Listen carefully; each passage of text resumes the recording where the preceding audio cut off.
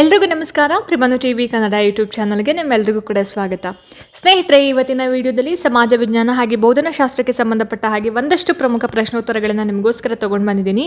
So ಖಂಡಿತವಾಗ್ಲೂ ಕೂಡ ಇದು ಮುಂದೆ ಬರುವಂತಹ HSTR, TET, GPSTR, PSTR ಎಲ್ಲ ಪರೀಕ್ಷೆಗಳಿಗೂ ಕೂಡ ನಿಮಗೆ ಬಹಳನೇ ಅನುಕೂಲ ಆಗುತ್ತೆ. ಸೊ ಹಾಗಾಗಿ ಯಾರೆಲ್ಲ ಈ ವಿಡಿಯೋನ ನೋಡ್ತಾ ಇದ್ದೀರಾ ಎಲ್ಲೂ ಕೂಡ ಸ್ಕಿಪ್ ಮಾಡದೆ ಪೂರ್ತಿ ವಿಡಿಯೋನ ನೋಡಿ ಅಂತ ಹೇಳ್ತಾ, ಜೊತೆಗೆ ಸಬ್ಸ್ಕ್ರೈಬ್ ಮಾಡ್ಕೊಂಡು ನೋಡಿ ಅಂತ ಹೇಳ್ತಾ, ಜಾಸ್ತಿ ತಡ ಮಾಡೋದು ಬೇಡ, ಬನ್ನಿ ಆದಷ್ಟು ಬೇಗ ಇವತ್ತಿನ ವಿಡಿಯೋದ ಮೊದಲನೇ ಪ್ರಶ್ನೆ ಏನಿದೆ ಅಂತ ನೋಡ್ಕೊಂಬರೋಣ. ಸ್ನೇಹಿತರೆ, ಮೊದಲನೇ ಪ್ರಶ್ನೆ ನೋಡಿ, ಇಲ್ಲಿ ಕೆಳಗಿನವುಗಳಲ್ಲಿ ತಪ್ಪಾಗಿರುವ ಜೋಡಿಯನ್ನು ಗುರುತಿಸಿ ಅಂತ ಇದೆ.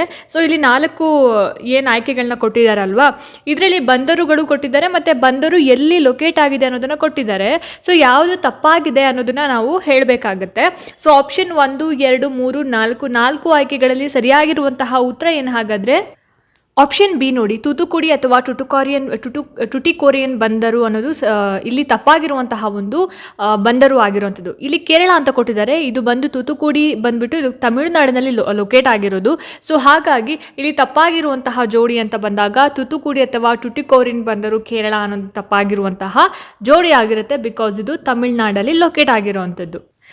ಇನ್ನು ಎರಡನೇ ಒಂದು ಪ್ರಶ್ನೆ ನೋಡಿ, ಪ್ರಪಂಚದ ಮೊದಲ ಸಹಕಾರ ಸಂಘವು ರಾಬರ್ಟ್ ಓವನ್ ರವರಿಂದ ಸ್ಥಾಪಿಸಲ್ಪಟ್ಟ ವರ್ಷ ಯಾವುದು ಅಂತ ಕೇಳಿದ್ದಾರೆ. ಯಾವಾಗ ಪ್ರಪಂಚದ ಮೊದಲ ಸಹಕಾರ ಸಂಘ ರಾಬರ್ಟ್ ಓವನ್ ರವರಿಂದ ಸ್ಥಾಪಿಸಲ್ಪಟ್ಟಿತು ಅನ್ನೋದು ಪ್ರಶ್ನೆ.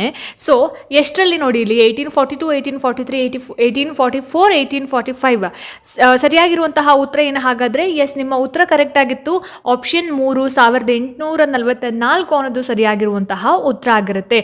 1844ರಲ್ಲಿ ಮೊದಲನೆಯ ಬಾರಿಗೆ ಪ್ರಪಂಚದ ಮೊದಲ ಸಹಕಾರ ಸಂಘ ರಾಬರ್ಟ್ ಓವನ್ರಿಂದ ಸ್ಥಾಪಿಸಲ್ಪಟ್ಟಿತ್ತು. ಹಾಗಾದರೆ ಯಾವುದದ್ದು ಪ್ರಪಂಚದ ಮೊದಲ ಸಹಕಾರ ಸಂಘ ಅಂತ ಹೇಳಿದರೆ ಸಹಕಾರ ಸಂಘ ಅಂತ ಹೇಳಿ ಕರಿತೀವಿ. ಇದನ್ನು ಇಂಗ್ಲೆಂಡಿನ ರೋಚ್ಡೆಲ್ ಪಯನೀರ್ಸ್ ಏನಿದ್ದಾರೆ 28 ಕಾರ್ಮಿಕರು ಸ್ಥಾಪನೆ ಮಾಡ್ತಾರೆ.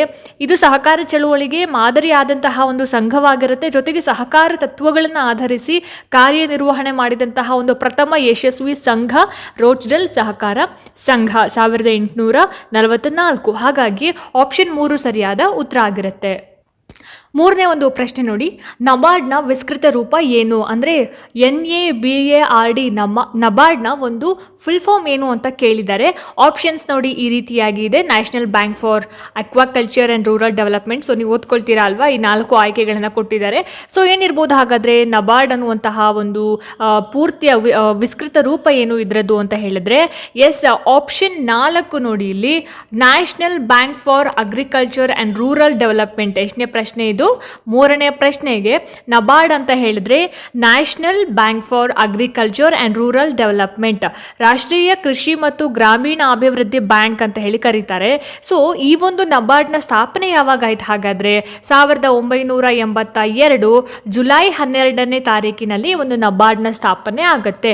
ಏನು ಹಾಗಾದರೆ ಉದ್ದೇಶ? ಈ ಒಂದು ನಬಾರ್ಡ್ ಸ್ಥಾಪನೆ ಮಾಡಿದಂತಹ ಉದ್ದೇಶ ಏನಪ್ಪಾ ಅಂತ ಹೇಳಿದ್ರೆ, ಗ್ರಾಮೀಣ ಭಾರತದ ಅಭಿವೃದ್ಧಿಗೆ ಅಗತ್ಯವಿರ್ತಕ್ಕಂತಹ ಒಂದು ಹಣಕಾಸಿನ ನೆರವನ್ನು ನೀಡೋದಕ್ಕೋಸ್ಕರ ಈ ಒಂದು ನಬಾರ್ಡನ್ನು ಸ್ಥಾಪನೆ ಮಾಡುವಂಥದ್ದು. ಸೊ ಈ ಒಂದು ನಬಾರ್ಡ್ನ ಪ್ರಮುಖ ಕಾರ್ಯಗಳೇನು ಹಾಗಾದರೆ?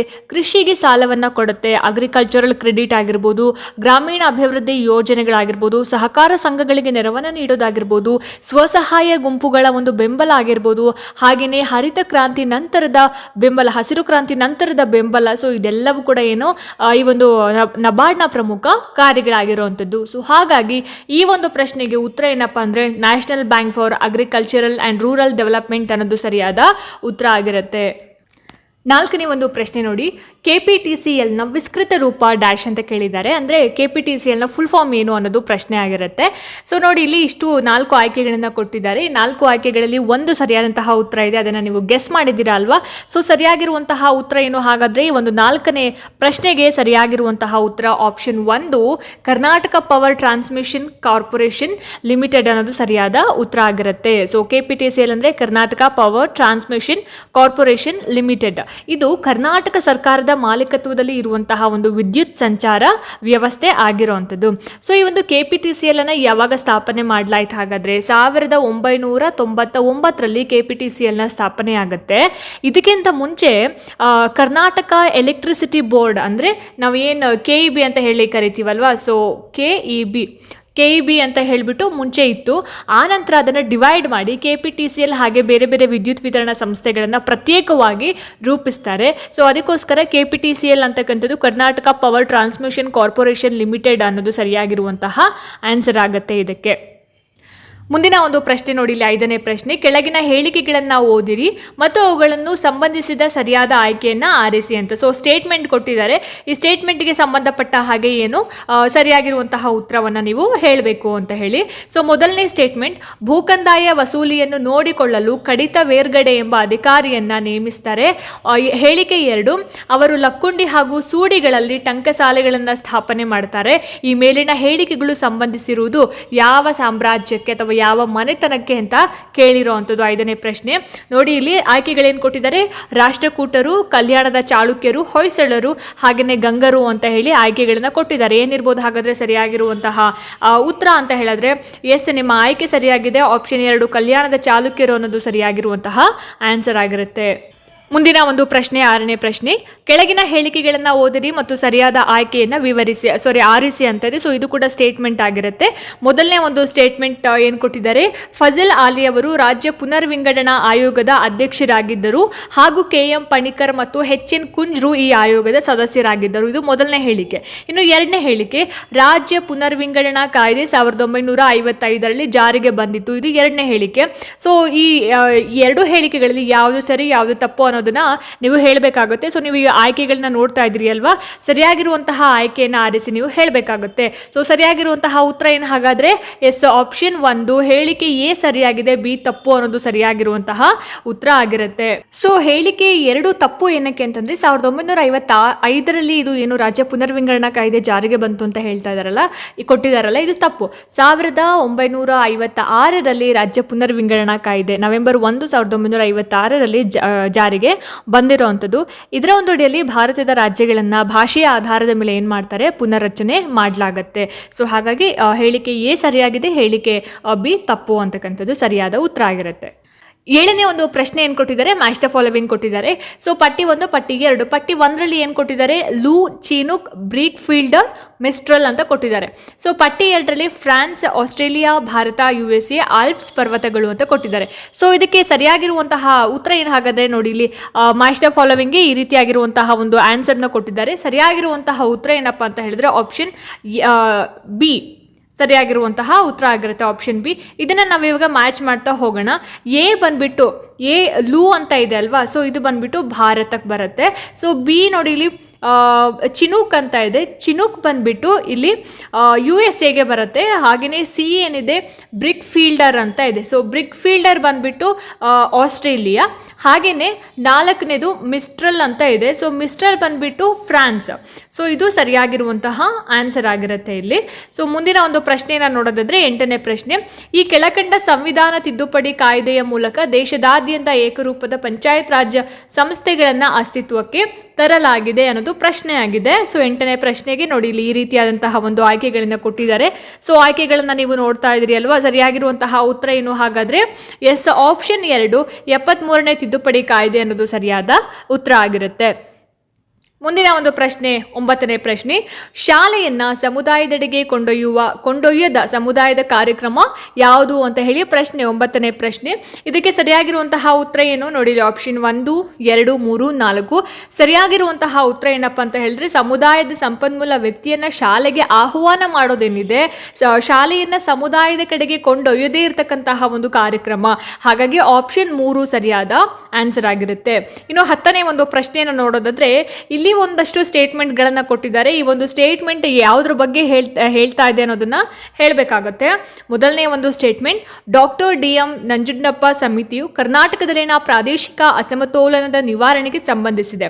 B ಹೇಳಿಕೆ, ಸುಚೇತ ಕೃಪಲಾನಿ ಮಹಾರಾಷ್ಟ್ರ ರಾಜ್ಯದ ಪ್ರಪ್ರಥಮ ಮಹಿಳಾ ಮುಖ್ಯಮಂತ್ರಿ. C ಹೇಳಿಕೆ, ಇಂದಿರಾ ಗಾಂಧಿ ಭಾರತದ ಪ್ರಥಮ ಮಹಿಳಾ ಪ್ರಧಾನಮಂತ್ರಿ. D ಹೇಳಿಕೆ, VS ರಮಾದೇವಿ ಕರ್ನಾಟಕ ರಾಜ್ಯದ ಪ್ರಥಮ ಮಹಿಳಾ ರಾಜ್ಯಪಾಲರು. ಈ ಮೇಲಿನ ಎಲ್ಲ ಹೇಳಿಕೆಗಳಿಗೆ ಸಂಬಂಧಿಸಿದಂತೆ ಸರಿಯಾದ ಆಯ್ಕೆಯನ್ನ ಆರಿಸಿ ಅಂತ ಇದೆ. ಇದಕ್ಕೆ ಸರಿಯಾಗಿರುವಂತಹ ಉತ್ತರ ಏನಪ್ಪ ಅಂತ ಹೇಳಿದ್ರೆ ಆಪ್ಷನ್ ಮೂರು ಹೇಳಿಕೆ ಮಾತ್ರ ಸರಿಯಾಗಿದೆ ಅನ್ನೋದು ಸರಿಯಾದಂತಹ ಆನ್ಸರ್ ಆಗಿರುತ್ತೆ.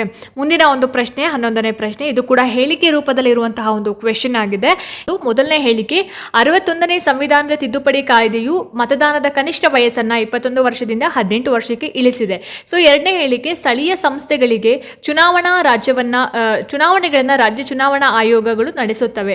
ಮೂರನೇ ಹೇಳಿಕೆ, ಕರ್ನಾಟಕ ಮುನ್ಸಿಪಲ್ ಕಾರ್ಪೊರೇಷನ್ ಕಾಯ್ದೆಯು 1986ರಲ್ಲಿ ಜಾರಿಗೆ ಬಂತು. ಸೊ ಇಷ್ಟು ಹೇಳಿಕೆಗಳಲ್ಲಿ ಯಾವ ಹೇಳಿಕೆ ಸರಿಯಾಗಿದೆ ಅಥವಾ ಎಷ್ಟು ಹೇಳಿಕೆ ಸರಿಯಾಗಿದೆ ಅನ್ನೋದು ಕ್ವೆಶನ್ ಆಗಿರುವಂಥದ್ದು. ನೋಡಿ, ಇಲ್ಲಿ 1, 2, 3, 4 ಆಪ್ಷನ್ಸ್ನ ಕೊಟ್ಟಿದ್ದಾರೆ. ಸರಿಯಾಗಿರುವಂತಹ ಉತ್ತರ ಏನಪ್ಪ ಅಂತಂದ್ರೆ ಎ ಮತ್ತು ಬಿ ಮಾತ್ರ ಸರಿಯಾಗಿ ಇರೋವಂಥದ್ದು.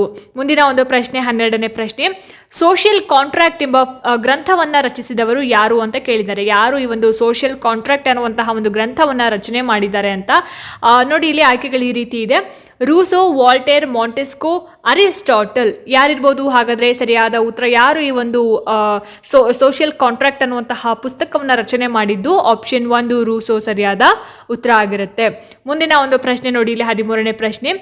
ನೋಕ್ರೇಕ್ ಜೈವಿಕ ಸಂರಕ್ಷಣಾ ವಲಯವು ಈ ಕೆಳಕಂಡ ರಾಜ್ಯದಲ್ಲಿ ಇದೆ. ನೋಕ್ರೇಕ್ ಅಂತಕ್ಕಂತಹ ಒಂದು ಜೈವಿಕ ಸಂರಕ್ಷಣಾ ವಲಯ ಯಾವ ರಾಜ್ಯದಲ್ಲಿ ಇದೆ ಅನ್ನೋದು ಪ್ರಶ್ನೆ ಆಗಿರುವಂಥದ್ದು. ಉತ್ತರಾಖಂಡ್, ಮಧ್ಯಪ್ರದೇಶ, ಮೇಘಾಲಯ, ಒಡಿಶಾ ಅನ್ನೋದು ನಿಮ್ಮ ಒಂದು ಆಯ್ಕೆಗಳು.